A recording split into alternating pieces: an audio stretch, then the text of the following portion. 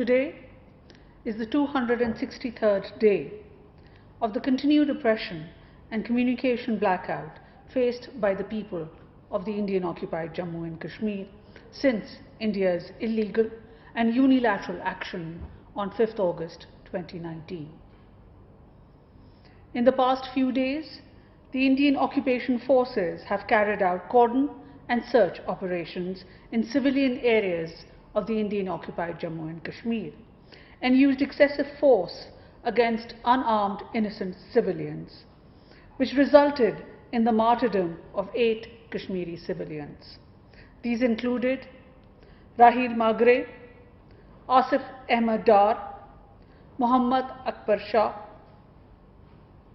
Vakil Ahmed Dar, Tariq Ahmed Bhatt, Uzair Amin Bhatt, Basharat Hussain and Ashik Hussain in Shopian and Kishtwar areas.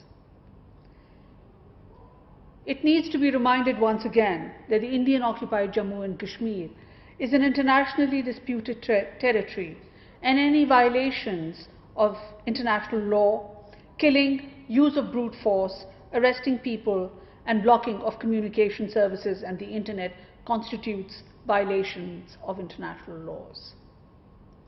Pakistan is also concerned at the increasing persecution of journalists in the Indian-occupied Jammu and Kashmir, including that of Masarrat Zehra, Pirzada Ashik, and the renowned journalist and political commentator Gohar Gilani on concocted and baseless charges. In this context, the Executive Director of the Amnesty International recently stated that the harassment and intimidation of journalists through draconian laws such as the UAPA threaten efforts to address the COVID-19 pandemic and creates an atmosphere of fear and reprisal. This severely undermines the human rights guarantees of the people of Jammu and Kashmir and denies the people in India and around the world the right to know." Unquote. It is also deeply disconcerting that the discriminatory and anti-Muslim policies and practices of the RSS-inspired BJP government persist even as the COVID-19 pandemic unfolds. A systematic campaign is unfortunately underway to demonize Muslims who face increased exclusion as well as the threat of mob violence.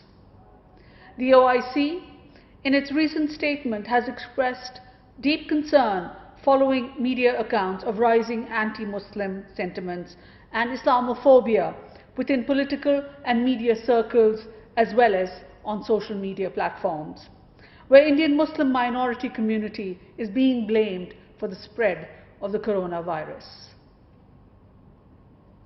The OIC's Independent Permanent Human Rights Commission, the IPHRC, has also condemned the unrelenting, vicious Islamophobic campaign in India maligning the Muslim community for the spread of the COVID-19, as well as the negative profiling in media subjecting them to discrimination and violence with impunity.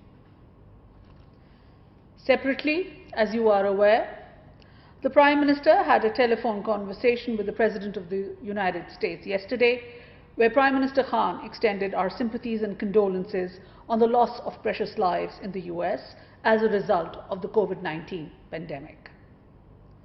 The two leaders also exchanged views on the implications of the pandemic on global economy, as well as discussed regional issues and ways to further strengthen cooperation between our two countries.